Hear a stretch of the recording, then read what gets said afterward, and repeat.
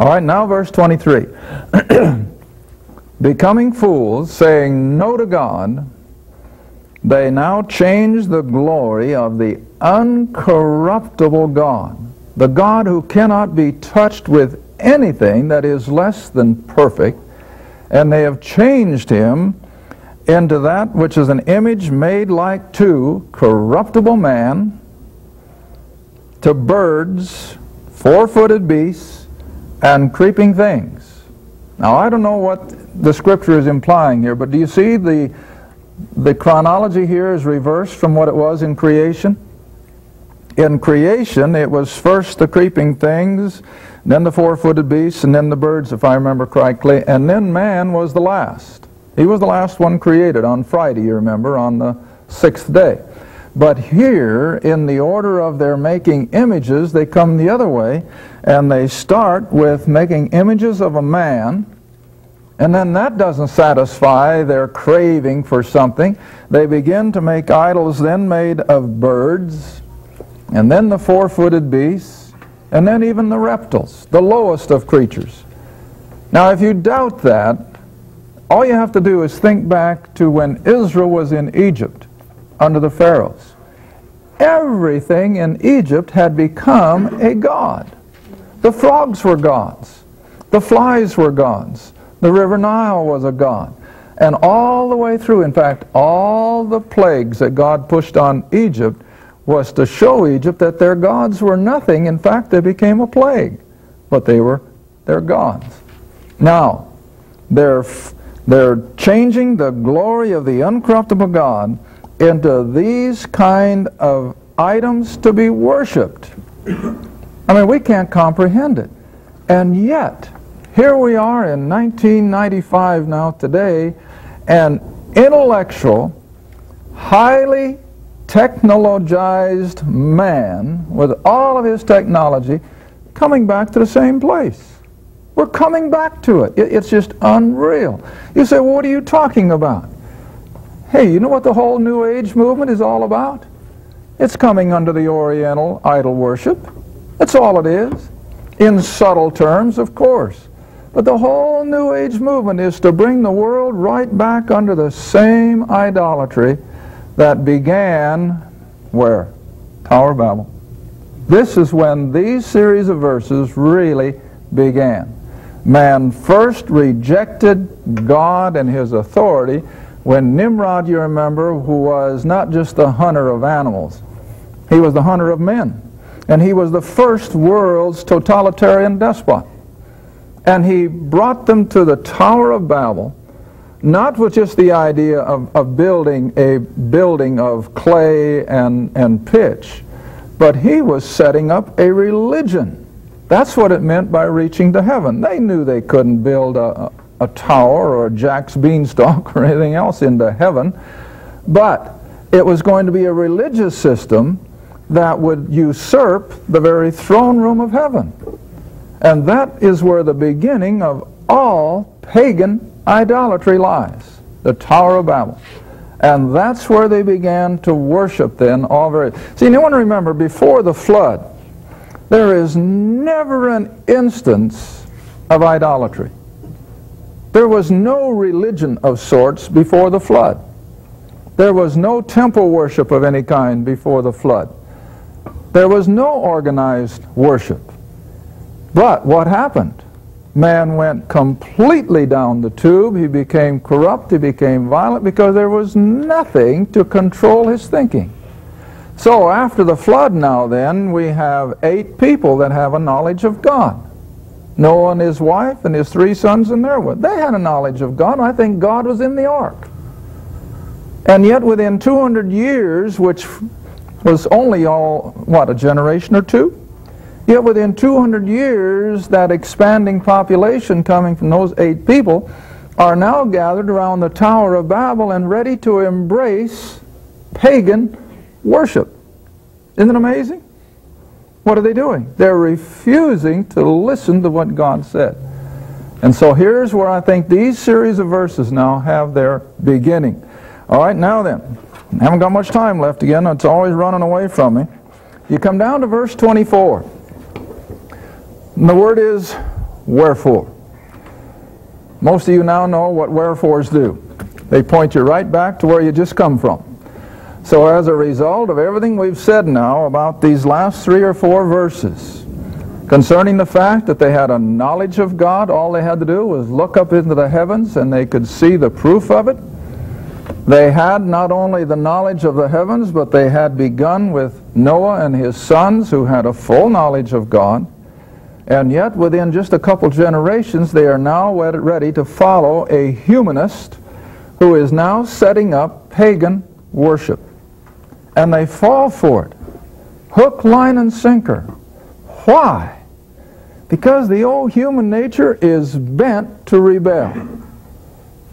And as we go through these coming verses, I don't think we'll get very far now in this 30 minutes, but in the next 2 half-hour programs at least, maybe more, I always like to impress upon anybody I teach, don't look down your nose at these people, because but for the grace of God, you and I would be no different.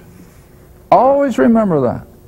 But for the grace of God, you and I would be right in the middle of what's going to be described in these next verses. And that's sobering.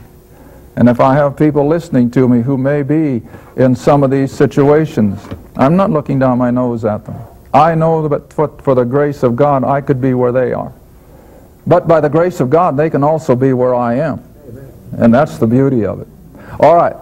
Wherefore, God also gave them up to uncleanness. Now, that doesn't sound right, does it? That sounds like a play on words. You think he gave them up to something better. No, he didn't. He gave them up to a lower lifestyle than what they began with. And it's the same way. I'm going to go back to Pharaoh again. Every time Pharaoh rejected, a plague came that was worse than the one before.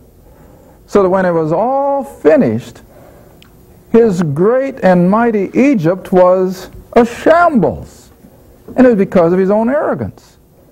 And the human race is doing it over and over and over. All right? So we're going to start here with the Tower of Babel, and we're going to see the decline of the human race from the Tower of Babel until finally God had to say, well, I'm going to call out one man, and I'm going to do something different. That would be the call of Abram. We're going to see the nation of Israel as well start on that high plane with a knowledge of God. But even that nation, under the very auspices of the Creator God, where did they go? Down, down, down, down, until finally God would have to say, there's no remedy. There was no remedy because they had gone so far. I think you see the same thing happen periodically in various empires, various nations, where they may begin with a high level of spirituality and knowledge of God, but they degenerate. They degenerate. I think after the Reformation, Europe was aflame with the Word of God. Those great men of the Reformation who literally fill our history books, at least before political correctness took them out, but great men of God covered all of Europe. But what happened? Europe went the same track, down, down, down, until finally I told somebody the other day, they didn't seem to believe me. I said, look, when you go back and you analyze society in Europe prior to World War II, they were as rotten then already as we are today. A lot of people don't realize that. Europe had already become almost destitute of Christianity by the time World War II rolled around. And then I always like to go to the British Empire. Now, a lot of people don't like history as well as I do, but I try to get their interest cultivated. But you see, the British Empire, so great that the sun never set on it. You know what that meant? From Great Britain, you crossed the Atlantic, and they had Canada in their domain. From Canada, before the sun set, Australia was in it. By the time you came away from Australia, you had Singapore and Burma. All of that was part and parcel of the British Empire. They had the whole Middle East under their control. And by that time, of course, you're back home in England. So the sun never set on the British Empire. Great Britain was the author and the beginner of foreign missions. The very first foreign missionary that went to the Orient was William Carey, coming out of England. England was the very hotbed of biblical scholars. But what happened? Down, down, down. And I usually like to give the illustration. I'll probably get some flack on this. Just to show you how far they were slipping and how fast they were slipping, they gave birth to the Beatles. Isn't that right? The Beatles, which I think was the trigger to, again, the destruction of our social fabric. Oh, they created beautiful music. I won't ever take that away from them. But I always have to be reminded, and I think I shared it with one of the class the other night. I remember reading when the Beatles first came to America, and this reporter was interviewing John Lennon. And they asked him, how do you write such beautiful music? And there was. The Beatles came out with some beautiful music. I'll never take that away from them. Well, what do you suppose his response was? He says, I'm inspired. Well, the guy says, no doubt. But he says, what do you mean? He says, I'm inspired by Satan. And that was in a news magazine. I read that with my own eyes. I mean, I'm not pulling that out of the woodwork. In fact, before, I think he was the one that was assassinated, wasn't he? Wasn't John Lennon that they shot?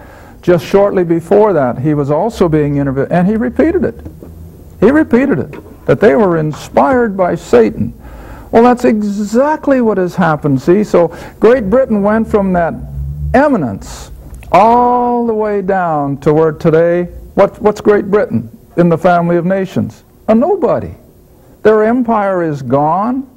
They've been struggling economically and every other which way. Spiritually, they're practically dead. But this has been the track of human race ever since the Tower of Babel. All right. Wherefore, verse 24, God gave them up to uncleanness through the lusts or the desires of their own hearts to dishonor their own bodies between themselves. Now, whenever I teach this verse, I always maintain this is normal sexual immorality between the sexes. Got me? This is normal sexual immorality, men and women between the sexes, to dishonor their own bodies between themselves. Now, what was the first step? Idolatry. And just as soon as mankind replaces the true God with a man-made God, their moral fabric begins to rot. All you have to do is go back into the Orient over the times of the years gone by, steeped in idolatry, Buddhism, Hinduism, and all the rest. But what is their moral status? Well, they have none.